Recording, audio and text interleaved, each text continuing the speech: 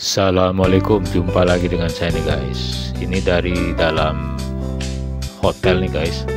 Terlihat itu guys, kota Kobe. Nah, pemandangan dan suasana kota Kobe seperti ini nih guys, dari atas ya, dari lantai atas.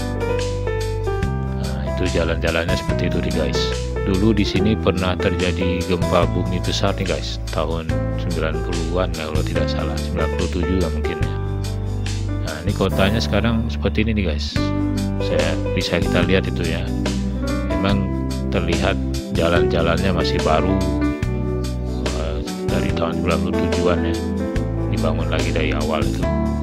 Kemudian hotel-hotel juga kelihatan masih baru juga itu ya. Jadi sempat terjadinya gempa besar di kota Kobe ini guys.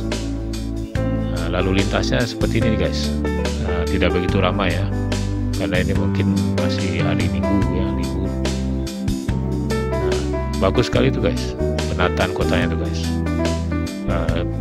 Penjembarangan jalan juga bagus ya, fasilitas jalan, kemudian fasilitas transportasi juga, jadi kelihatannya nyaman itu dari atas. Pemandangannya juga bagus tuh guys. Jadi di samping bangunan tinggi, kita bisa lihat juga itu pemandangan-pemandangan di sekitarnya itu. Oke, begitu saja infonya. Assalamualaikum.